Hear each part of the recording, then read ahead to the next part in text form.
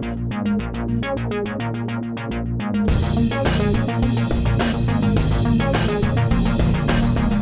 right. I'd like to welcome Will Hillen from Hillen Corporation to the Contractor's Bible.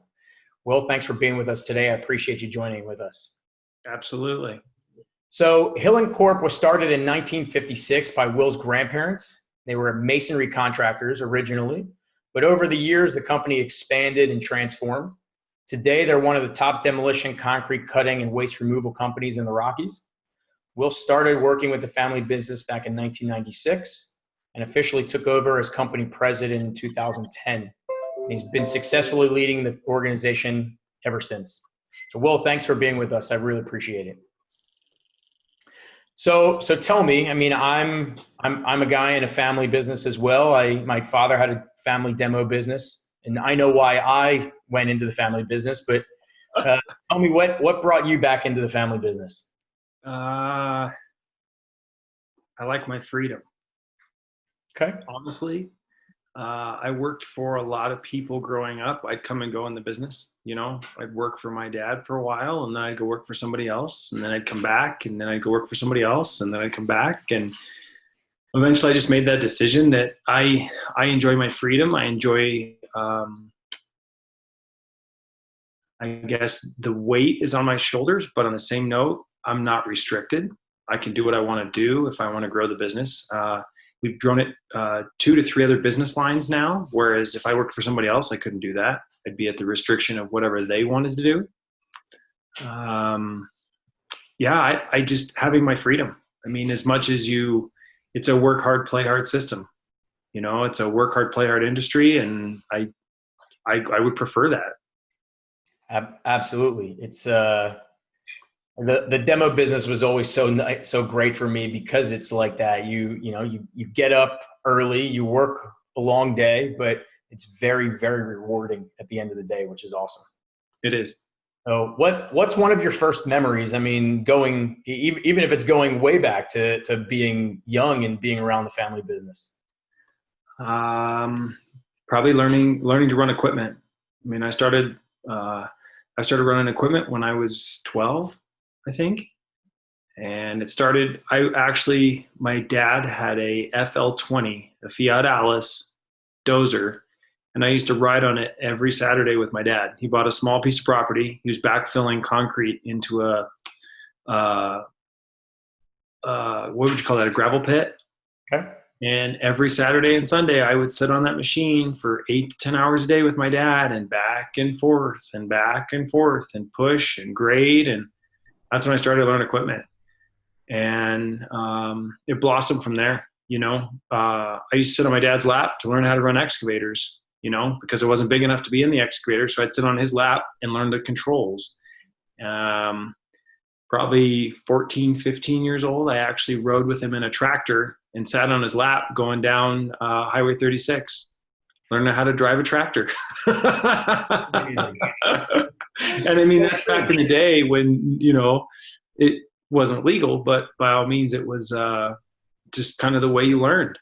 Yeah. I remember growing up, and we'd have a snowstorm, and my father would bring home a skid steer, and I'd be out in the skid steer at 7, 8 years old and plowing the neighborhood driveways and making money. Yep. Right? And learning how not to put the bucket over your head and dump snow on your head. Never. I've never. I can't confirm or deny that I've been upside down in a skid steer multiple times before the age of 15. The black sheep skid steer guy that's all over the internet. I used to be able to do that, the wheelies in the machine. Yep. Not anymore. It's crazy. So tell me, what is this industry, right? It's family business, but what has this industry been able to give you that you never thought would be possible? Oh boy. That's a tough one. Is it travel, or is it the connections that you've met with people? I've traveled to places I never thought I'd be. I think 6 or 7 years ago, Hyundai flew us to South Korea to look at their plant. And, Hyundai makes everything. So the tour wasn't just of the heavy equipment side. It was cars. It was shipbuilding. It was I mean, they have an entire city that just builds things for Hyundai, and that's your life, That's super you know. cool. And we've traveled to Europe multiple times, and yeah, like I said, having the ability to have my freedom. Granted, I didn't take a full week vacation until probably about 6 years ago. You only travel when you can. You travel over a weekend, you take a long weekend, or you don't travel, or you go somewhere within reason that you can drive.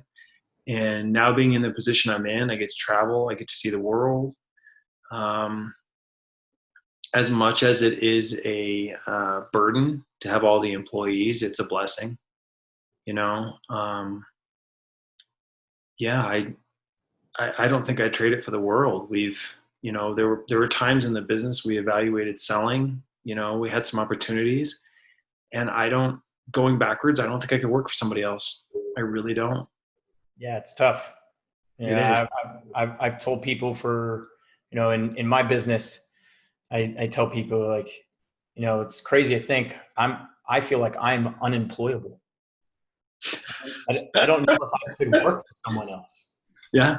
Right? There's something that's there that, the freedom and running the business and being able to lead people, it's tough, right? They say heavy is the head that wears the crown.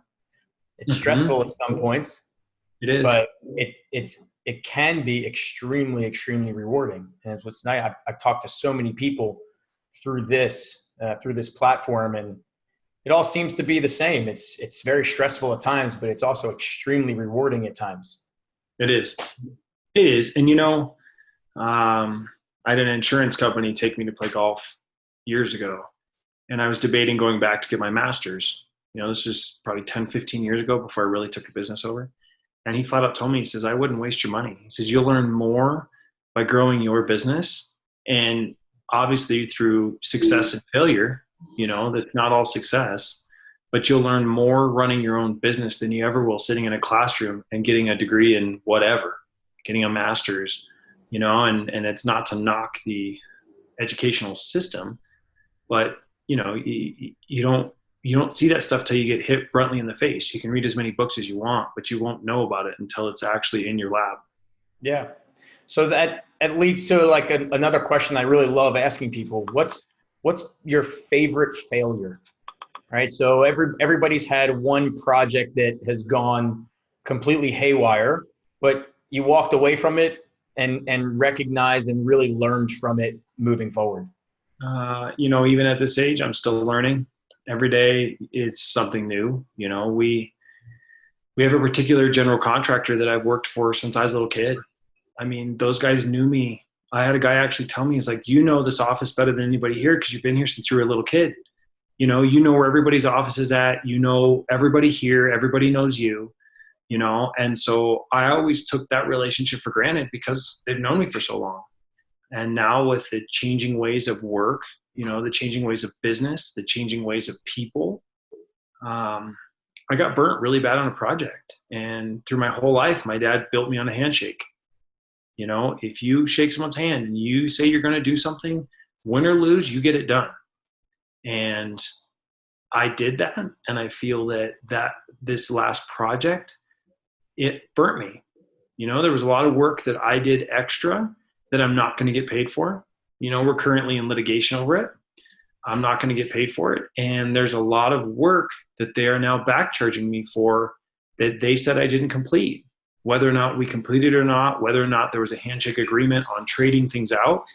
I do a little bit here and you do a little bit there and we call it even. They don't hold their handshake. And now everything's in writing.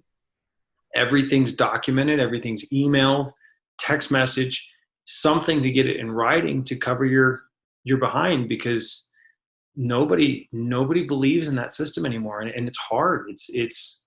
That's a really hard thing to learn because you want to believe the best in people. You don't want to be the pessimistic person, but on the same note, I see the pessimism in my father and I see where it came from, Yeah. Yeah. It's tough. My father was the same way. And I think there's a lot of people in the contracting business, whether you're whether you're on the demo side or you're a roofer or you're an electrician or whatever your trade is. I think there's a lot of the people that are out there that want to work on that handshake because they're good, hardworking people. Mm-hmm. But like you said, the landscape of contracting has changed over the last couple of years as projects have gotten bigger and there's more risk with insurances and all of these other legal things come into play. And it does become a, CYA. It does. It's It tough. absolutely is. And It's it tough. is hard. It is hard because, there's still people in that company that believe in that handshake. And they're trying their best to get me passed through the system to wash our hands of this project. And I don't know that it's going to happen, and it's been a reminder for 3 years. I've been fighting it for 3 years, and it's going to be a reminder moving forward that, I'm going to grain in all my people's heads, CYA, Yeah. Where's the documentation? Where's the paperwork? Where is all this? Because if we don't have it, and you see that a lot of people you hire now, they're like, well, why? That's not that big of a deal. Well, let me tell you a story. Yeah. That's the tough thing, right? It's, you do it one way until you don't, and you learn a tough lesson, but moving forward, you can make some good adjustments. Mm-hmm. Right. So what is, you've got a bunch of employees, you run a really good program, you've grown the business. What's a software or system that you've implemented that's really helped you guys grow and become more efficient? I would say because we do so many different things, we're in so many different facets of demolition, it's difficult to have a computer software that's specific. I've always been a little scared of softwares just because I feel that softwares have a tendency to take people's thought process out of it. And they say, well, the software did it. It's the software's fault. It's not, I underbuild them, but it's the software's fault. And so I've been really reluctant of that. We have a new roll-off software that I'm really not privy to, Okay. because I get that excuse a lot. Sure. But one thing I can say in the demolition field is we have switched all of our demolition tools and all of our concrete saw cutting tools to electric over using the traditional hydraulic diesel engine, stuff that makes a mess, that pollutes the environment, that kind of stuff. I would say that that's probably our biggest technological advance. Yep. Is using electric equipment. Things like the Denver International Airport. You can't take hydraulics, diesel, that kind of stuff into the building. They want electric. Yeah. And you don't realize how much it helps until you have it. You buy a piece for a particular job, like your Sherpas, for instance. And then the next thing you find all these different facets to use that equipment that you never thought possible.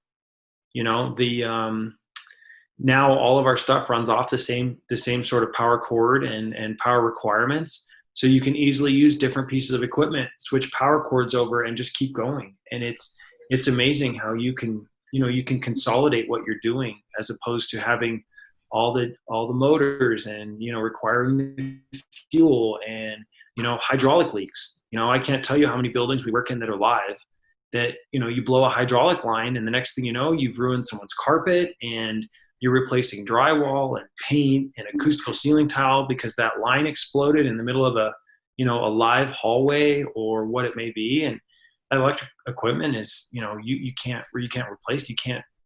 There's no solution to get out of it. It's really helped us a lot. That's awesome. I know a lot of people that have transitioned a lot of their equipment to food grade oil. So if there is a leak, right, it's not as expensive as it used to be, right? So if there is a leak at some point, it's not really a big deal. It can be mitigated very easily, right? Which I think that's been a big help for people. So what are some good recommendations that you hear from people in the industry, and what are some bad recommendations that you hear that you can't believe somebody would, kind of tell another contractor that this would be a good idea?